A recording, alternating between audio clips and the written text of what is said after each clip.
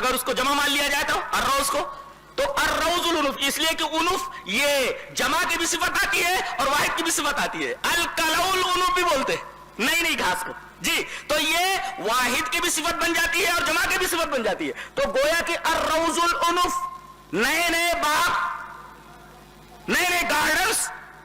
تو الروز الانف ان کی کتاب کا نام ہے، بہت پیارا نام ہے، نرسری، نیا باغ. اور امام سہیلی نے اپنی اس کتاب الروز الانف میں، الف پیشو نون پیشو انف، اس کے اندر لکھا ہے کہ آپ کی تاریخ وفات متعین ہے، وہ 12 ربیع الاول ہے. ہاں، جس دن انتقال ہوا، جس دن انتقال ہوا اس کی تاریخ متعین ہے، وہ 12 ربیع الاول ہے. لیکن آپ کی تاریخ پیدائش میں جتنی سندیں موجود ہیں اس سلسلے میں علامہ البانی رحمہ اللہ، وقت کا بہت بڑا محقق، بہت بڑا محدث، اور جس حدیث کی سند کے بارے میں وہ کہہ دے کہ یہ صحیح ہے، یہ حسن ہے، تو اچھے لوگ اس سند پر اعتراض کرنے کے لیے ایک مرتبہ نہیں 100 مرتبہ سوچیں گے. اتنا بڑا محدث ہے. کون؟ علامہ البانی. انہوں نے علامہ حافظ عماد الدین ابن کثیر رحمہ اللہ کی جو مشہور کتاب ہے السیرۃ النبویہ، السیرۃ النبویہ جو حافظ عماد الدین ابن کثیر کی کتاب ہے، اس کی انہوں نے تخریج اور تحقیق کی ہے. تو السیرۃ النبویہ جو حافظ عماد الدین ابن کثیر کی سیرت کے اوپر کتاب ہے، جس کا نام السیرۃ النبویہ ہے، علامہ البانی نے اس کی تخریج اور تحقیق کی ہے. اس کے اندر وہ لکھتے ہیں کہ نبی کی پیدائش کے بارے میں جتنی بھی روایات آتی ہیں، ہر ایک روایت کی سند عیبدار ہے، کوئی بھی روایت صحیح نہیں ہے. ہر روایت کی سند کے اندر کوئی نہ کوئی عیب موجود ہے. لیکن سب سے زیادہ صحیح سند جو ہے وہ امام مالک کی سند ہے، جو 8 تاریخ بتاتی ہے کہ آپ صلی اللہ علیہ وسلم کی پیدائش 8 تاریخ کو ہوئی. یہ میں نہیں کہتا، یہ السیرۃ النبویہ کی تحقیق کرتے ہوئے علامہ البانی نے بدلائل ثابت کیا ہے کہ نبی کریم صلی اللہ علیہ وسلم کی پیدائش کا دن، تاریخ، دن تو متعین ہے مگر تاریخ یہ 8 ہے، اور یہ امام مالک کی سند ہے 8 والی جو صحیح ہے. بقیہ اور سندیں 12 وغیرہ کی تمام سندیں عیبدار ہیں. لہذا اگر صحیح سند والی روایت کو مان لیا جائے تو آپ کی تاریخ پیدائش 8 ہے. تو یہ 12 جو آپ منا رہے ہیں، سوال یہ ہے کہ یہ آپ تاریخ وفات پر خوشی منا رہے ہیں یا تاریخ پیدائش پر؟ جواب دیا جائے، اور قیامت تک اس کا جواب لانا ناممکنات میں سے. اس لیے کہ جو ہم دلیل پیش کرتے ہیں بہت مضبوط ہوتی ہے، اس کو قطع کرنے کے لیے بہت بڑا جگر چاہیے، بہت بڑا دل گردہ چاہیے. جی، یہ غیر نتو خیر لوگوں کی بس کی بات نہیں ہے. تو اب متعین ہوا کہ تاریخ پیدائش 8 ہے، اور جو 12 ربیع الاول کے دن ہم مناتے ہیں، اس دن کیا ہوا آئیے دیکھتے ہیں.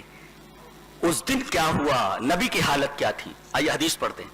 دل تھامو، تھام لیے، سانس روکو اور دل تھامو. اس 12 ربیع الاول کو کیا ہوا؟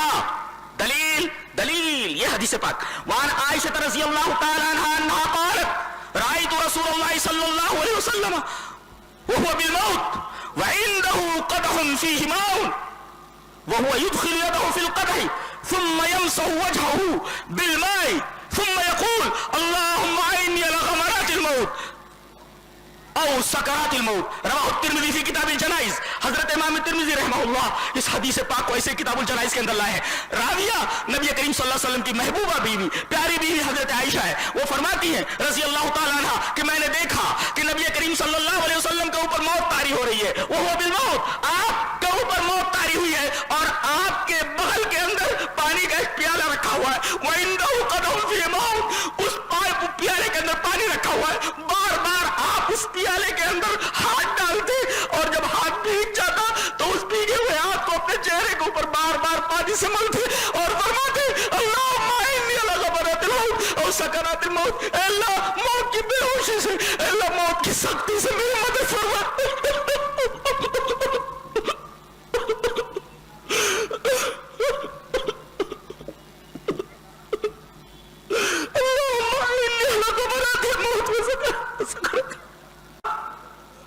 موت کی بے ہوشی اور موت کی سختی پر میری مدد فرمائے. حضرت عائشہ कैफियत बयान फरमाती है। ये तो रिवायत हुई तिरमिज़ी की, जिसे हजरत आयशा ने रिवायत किया है। खुद हजरत आयशा की कैफियत क्या थी वो एक हदीस में देखते हैं। हदीस इस तरह, वहां आयशा रज़ियल्लाहु ताला अन्हा क़ालत मात नबी सल्लल्लाहु अलैहि वसल्लम व इन्नहु लबैन हाक़नती व ज़ाक़नती फला अकरहु शिद्दतल मौत लिअहदिम अबदन बाद नबी सल्लल्लाहु अलैहि वसल्लम। रवाहुल बुखारी फी किताब अल-मग़ाज़ी। हजरत इमाम बुखारी रहमहुल्लाह इस हदीस पाक को ऐसे किताब अल-मग़ाज़ी के अंदर लाए। राविया हजरत आयशा है। हजरत आयशा फरमाते हैं कि नबी करीम सल्लल्लाहु अलैहि वसल्लम की रूह परवाज़ हुई, आपको मौत आई, मौत तारी हुई इस हाल में कि आपका सर मुबारक मेरी थोड़ी और मेरी हंसली के दरमियान है। मैं इस तरीके से आपके सर मुबारक को अपनी हंसली और अपनी थोड़ी के दरमियान लिए हुए थी, और मैंने मौत की वो कैफियत देखी है उस दिन। फला अकरहु शिद्दतल मौत लिअहदिम अबदन बाद नबी सल्लल्लाहु अलैहि वसल्लम। उसके बाद किसी मरने वाले आदमी की तकलीफ को देखते हो तो मुझे हल्का लगता है, इसलिए कि मैंने अपने महबूब के ऊपर मौत की जो सख्ती देखी है, उसके बाद हर मरने वाले आदमी की तकलीफ मेरे ऊपर हल्की मालूम होती है। ये नबी करीम सल्लल्लाहु अलैहि वसल्लम की कैफियत है। उस दिन जिस दिन हम खुशी मनाते हैं, जिस दिन हम तरह तरह की हरकतें करते हैं, उस दिन हमारे नबी की यह हालत है। ये तो नबी की हालत है। अहले बैत का नाम लेकर उनके नाम पर तरह तरह की बिदअतें करने वाले, हजरत फातिमा रज़ी अल्लाह ताला अन्हा का नाम लेकर न जाने कैसी कैसी मोहब्बतों का दावा करने वाले, इस बेटी का क्या हाल है, फातिमा का क्या हाल है। आओ वो हदीस देख लेते हैं जो हजरत अनस से मरवी है। हदीस इस तरह, वान अनस रज़ियल्लाहु ताला अन्हु क़ाल लम्मा सक़लन नबी सल्लल्लाहु अलैहि वसल्लम जाल यतग़श्शाहु फ़क़ालत फ़ातिमतु वाकर बाबा फ़क़ाल लहा लैसा अला अबीकी कर्बुन बअदल यौम फ़लम्मा मात क़ालत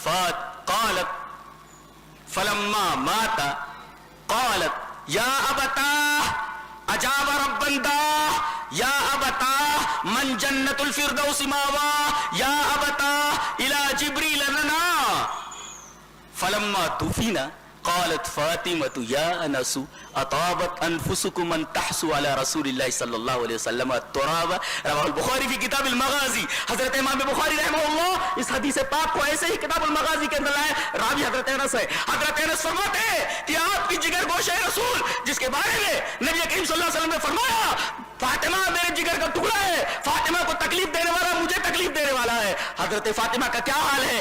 अनस फरमाते हैं कि लम्मा सक़लन नबी सल्लल्लाहु अलैहि वसल्लम, जब नबी करीम सल्लल्लाहु अलैहि वसल्लम की तबीयत भारी हुई और आपके ऊपर मौत की कैफियत तारी हुई तो जाल यतग़श्शा, बार बार आपके ऊपर गशी आने लगी। आपकी इस कैफियत को देख करके, इस परेशानी को देख करके, मौत की सख्ती को देख करके फातिमा बेटी बर्दाश्त नहीं कर पाई, इसलिए कि वो तो आपके दिल का टुकड़ा है। आपका दिल धड़के तो फातिमा के दिल धड़के, वो तो आपका जिगर गोशा है।